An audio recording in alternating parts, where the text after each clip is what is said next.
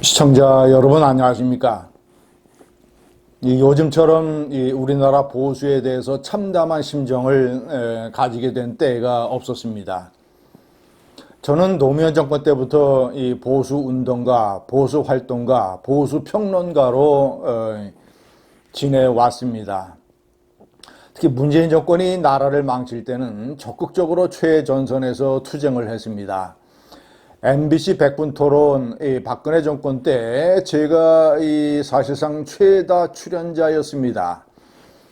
이 좌파와 싸우느라고 백분이 후딱 갔습니다.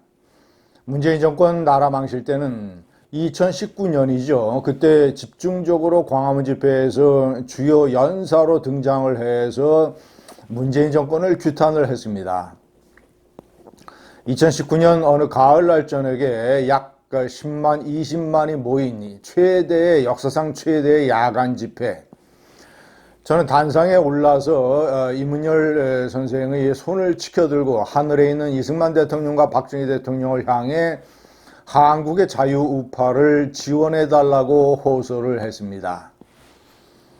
그때 참석한 10만, 20만의 청중들이 같이 감동의 밤을 연출을 했습니다.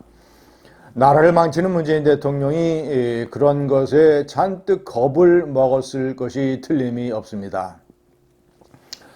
시청자 여러분, 그런데 제가 요즘에 이 우파, 특히 윤석열 대통령이 모든 것을 망쳐놓은 자유우파, 이 우파의 심각한 결함과 환상과 망상증에 대해서 거의 환멸에 가까운 분노를 느끼고 있습니다.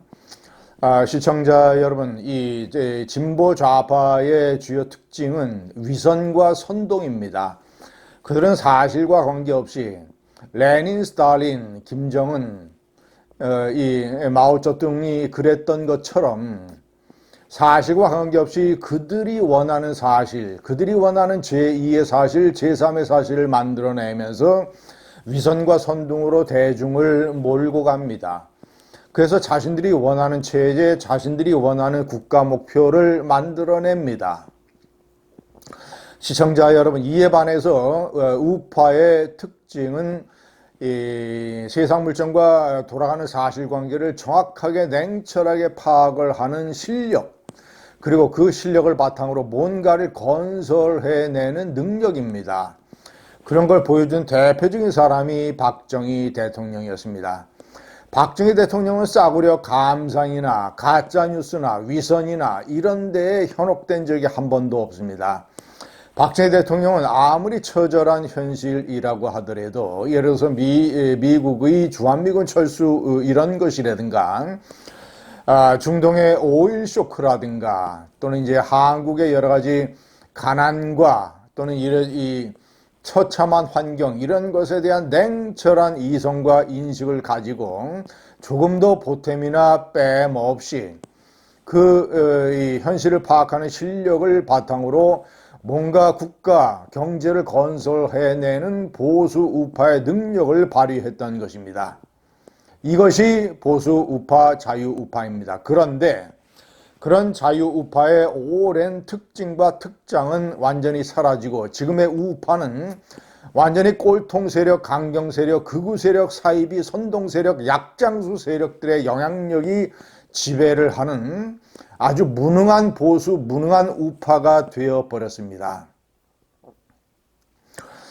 저는 아주 평생을 통해서 가짜뉴스, 선동, 위선, 약장수 이런 것에 대해서 치를 떨 정도의 환멸을 가지고 투쟁을 해왔습니다. 5년 전에 부정선거 이 음모론이 등장을 했을 때부터도 마찬가지였습니다.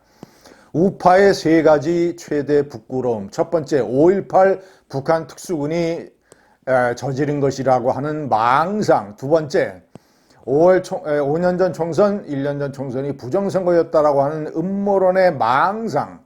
세 번째, 최근에는 중국이 한국 정치 선거에 적극적으로 개입을 해서 뭔가를 망치고 좌파 정권을 만들어내고 있다는 중국 개입설이라고 하는 망상. 이 3대 망상이 우파를 망치고 있습니다. 우파에 대한 보편적 국민들의 신뢰를 적극적으로 훼손을 하는 대표적인 사례가 이 세 가지입니다. 정신이 제대로 박힌 사람들이라면 이성과 논리로 세상 물정을 정확하게 판단할 수 있는 실력을 갖춘 사람이라면 절대로 믿을 수 없는, 홀릴 수 없는 이런 3대 망상, 가짜뉴스, 약장수, 이런 데에 대통령까지 빠져가지고, 대통령이라는 사람은 온갖 정보와 과학과 그리고 현실적인 어떤 검찰의 수사 능력, 파악 능력, 조사 능력을 가지고 있는 그런 최고 지도자입니다. 그런 사람들이 아래 사람들의 말은 듣지 아니하고 관저에 틀어박혀서 사이비 약장수 유튜버들이 얘기하는 무슨 부정선거 증거가 차고 넘치느니 이따위 얘기나 듣고 부정선거를 확신을 해서 비상계엄 쿠데타 헛발질을 하는 이런 이 중요한 동기 중에 하나가 되고 말았던 것입니다. 강경 우파, 극우 우파, 사이비 우파, 약장수 우파가 대통령의 심리를 이상하게 꾀게 만들었고, 그것이 비상계엄 사태를 초래하게 된 주요한 이유 중에 하나였고, 결국은 윤석열 대통령 부부 망하고 우파 망하고 국민의힘 망하고 나라를 망치는 단계에 접어들었습니다. 모든 게 망하고 있습니다. 그렇게 제가 상식과 원칙에 맞지 않다고 얘기를 해도, 아니 선관위에 누가 선관위원장이 하겠습니까? 선관위 사무총장이 하겠습니까? 간부들 모르고 선관위 직원들이 하겠습니까? 왜 하겠습니까? 잡히면 수년 감옥 가는데, 내부 폭로를 하면 수억을 버는데 어떻게 하겠습니까? 전산 조작이 가능합니까? 통계 조작이 가능합니까? 아날로그 숫자로 개표를 해서 전부 다 자료를 가지고 있는데 투표한 바꿔치기가 가능합니까?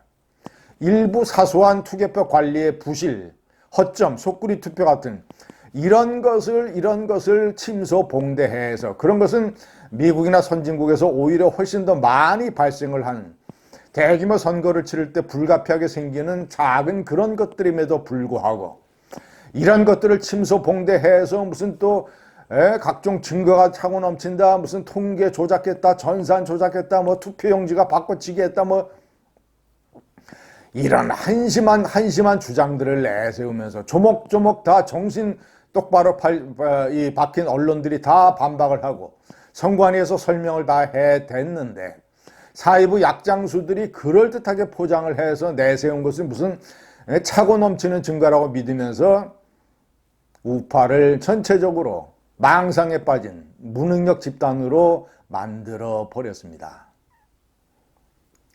부정선거를 좌파 선관위가 획책을 했다면 대통령 선거 때 왜 안 했겠습니까? 가장 중요한 게 대통령 선거인데, 대통령을 윤석열 되지 못하게 만들기 위해서 부정선거를 왜 안 했겠습니까? 부정선거를 했으면 윤석열 대통령이 탄생됐겠습니까? 가장 상식적인 질문에 답도 못하면서 부정선거라고 지금도 하면서 그저 이재명에 대한 증오라고 하는 안경에 눈이 가려가지고 세상을 모든 그걸로 보니까 이재명을 증오하고 이재명이 되는 것은 안 되니까 윤석열을 지켜야 되고, 윤석열 대통령을 지켜야 되니까 윤석열 대통령이 한 모든 일이 옳은 것이고, 부정선거를 실제로 있었던 것이라고 하는 망상과 환각에 빠져 있습니다. 이거는 우파의 특장인 실력과 능력이 아닙니다. 중국인 개입설도 마찬가지입니다. 무슨 이 한국을 잡아먹겠다는 스티커를 붙이고 있는 차량이 있다. 알고 보니까 한국 상품을 적극적으로 구매하자는 면세 물품 안내 사업이었고, 무슨 중국산 우유 이 팩으로 만든 촛불을 든 사람들이 탄핵 집회에 참석을 했다. 알고 보니까 이 재활용 운동을 하는 회사에서 대만제 우유팩을 가져다가 만든 것이었고, 중국인들이 탄핵 집회에 참석한다. 김민전 교수같이 정치학 교수를 오래 하고 백분 토론을 저와 같이 나오고 여러 가지 이 TV 시사평론을 하던 사람조차 이런 식으로 중국인들이 탄핵 집회에 대거 참석하고 있다는 망상과 가짜뉴스에 홀릴 지경이니 일반인들이야 오죽하겠습니까? 배웠다고 하는 교수들, 학생들을 가르치는 교수, 이 나라 우파의 지도층 인사들이 모여있는 보수 그룹, 국회의원들, 이런 사람들조차 중국 개입설에 가짜뉴스에 춤을 추고 현혹되고 있으니까 대통령부터 보이스피싱을 사실상 당한 거 아니겠습니까? 윤석열 대통령은 사실상 보이스피싱 당한 겁니다. 가장 당해서는 안 되는 대통령이란 사람이 그래가지고 비상겸 헛발질을 해서 모든 걸 다 망쳐놨습니다. 죽어가던 이재명이를 살려놨습니다.